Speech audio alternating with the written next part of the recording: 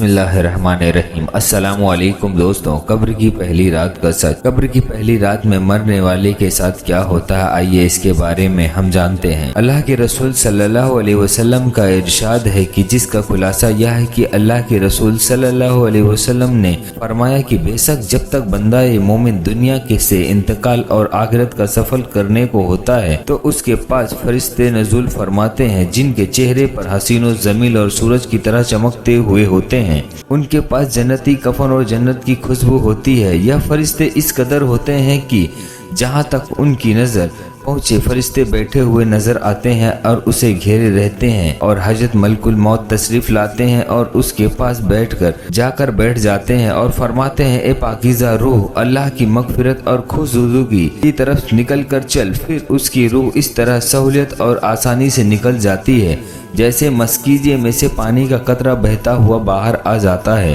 بس اسے حضرت ملک الموت لے لیتے ہیں، اور دوسرے فرشتے جو وہاں دور تک بیٹھے رہتے ہیں پل بھر بھی ان کا ساتھ نہیں چھوڑتے، اور اسے لے کر جنتی کفن اور خوشبو میں رکھ کر آسمان کی طرف چل دیتے ہیں۔ اس خوشبو کے متعلق حضور صلی اللہ علیہ وسلم کا ارشاد ہے کہ زمین پر جو بھی عمدہ سے عمدہ خوشبو پائی گئی ویسی ہی خوشبو ہوتی ہے۔ پھر فرمایا کہ اس روح کو لے کر فرشتے آسمان کی طرف جانے لگتے ہیں، اور فرشتوں کی جس جماعت میں بھی ان کا گزر ہوتا ہے وہ کہتے ہیں واہ کیا اچھی خوشبو ہے۔ یہ فرشتے میت کا نام تعظیم اور تکریم سے لے کر اس کا تعارف کراتے ہیں، یہاں تک کہ وہ اہل آسمان تک پہنچ جاتے ہیں اور آسمان کا دروازہ کھلواتے ہیں۔ پھر دروازہ کھول دیا جاتا ہے اور پھر وہ دروازے سے اوپر چلے جاتے ہیں اور پھر ساتھ میں آسمان تک پہنچ جاتے ہیں۔ ہر آسمان کے فرشتے اسے دوسرے آسمان تک رخصت کرتے ہیں، اور جب ساتویں آسمان تک پہنچ جاتے ہیں تو پھر وہ اللہ کا حکم ہوتا ہے کہ میرے بندے کا نام علم میرے لکھ دو، اور جب آسمان پر اور زمین پر ہی اسے لوٹا رہا ہوں، اور اب میں زمین پر ہی لوٹا رہا ہوں، زمین ہی سے قیامت کے دن اسے دوبارہ زندہ کروں گا۔ اس کے بعد یہ روح زمین پر واپس آ جاتی ہے اور پھر میت کے جسم میں داخل کر دی جاتی ہے۔ اس کے بعد دو فرشتے قبر میں اسے بٹھا کر اسے سوال کرتے ہیں کہ تیرا رب کون ہے، تیرا دین کیا ہے، محمد مصطفیٰ صلی اللہ علیہ وسلم کون ہے۔ پھر وہ ان کے صحیح جواب دیتا ہے تو پھر فرشتے کہتے ہیں بے شک تو صحیح کہتا ہے۔ اس کے بعد اللہ کی طرف سے ندا آتی ہے کہ میرے بندے کے لیے جنت کا فرش بچھا دو اور اس کو جنت کا لباس پہنا دو اور اس کے لیے جنت کا دروازہ کھول دو۔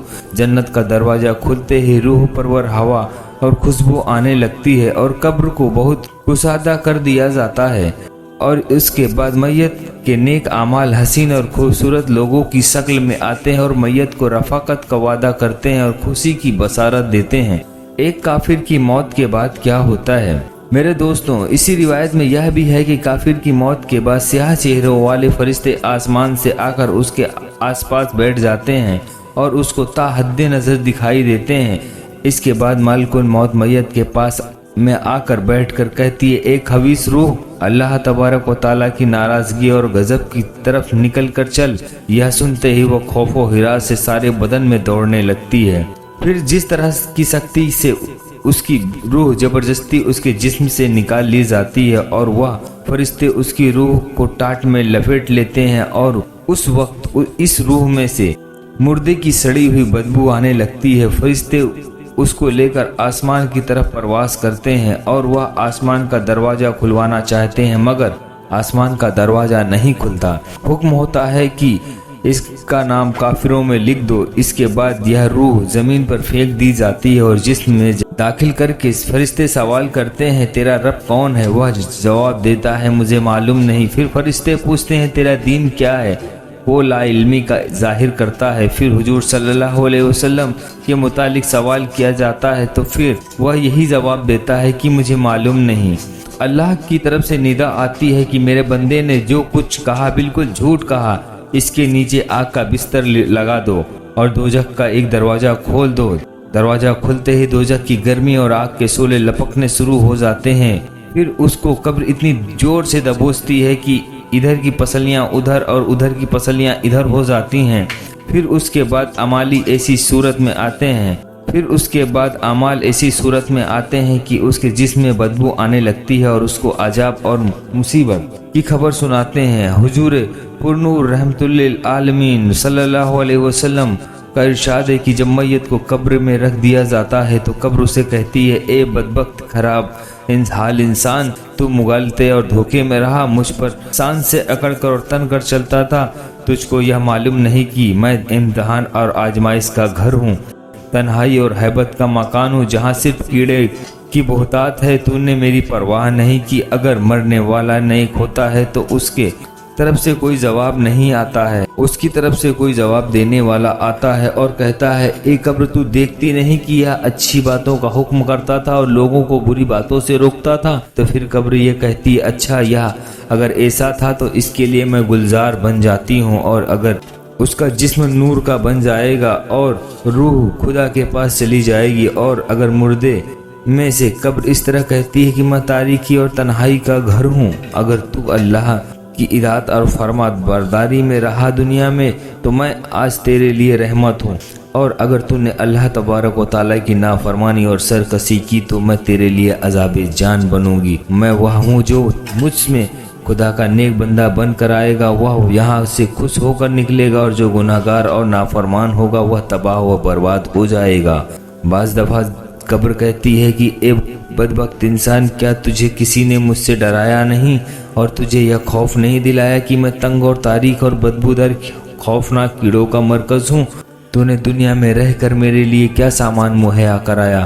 اور جب کوئی شخص قبر میں دفن کیا جاتا ہے اور اس پر عذاب و تفصیل کا نزول ہوتا ہے تو اس کے آس پاس کے مردے جو مدفون ہوتے ہیں وہ اسے کہتے ہیں کہ اے بدبخت انسان، تو کس طرح غافل رہا کہ ہمارے بعد بھی تجھے دنیا میں رہنے کا موقع ملا اور تو ہم سے بعد میں آیا، پھر بھی تو نے اپنے سے پہلو والوں سے عبرت حاصل نہیں کی، اور تو نے نہ سمجھا کہ مرنے والوں تو مر چکے اور ان کے اعمال بھی پورے ہو چکے، چاہے اچھے اعمال ہوتے یا برے، مگر تیرے لیے بہترین موقع تھے کہ تو درول اعمال یعنی دنیا میں ہی کر لیتا اور برے افعال کا تدارک نیک کاموں سے کر لیتا۔ تجھے تو تیری مہلت کافی ملی ہوئی تھی، تو ان لوگوں کو غور کرتا جو تجھ سے پہلے لوگوں کے کندھوں پر لد کر مٹی میں ملا دیے گئے تھے۔ تجھے کس نے دھوکہ دیا؟ تو کس غفلت اور فریب میں رہا؟ حدیث شریف میں لکھا ہے کہ حضور صلی اللہ علیہ وسلم نے ارشاد فرمایا ہے کہ قبر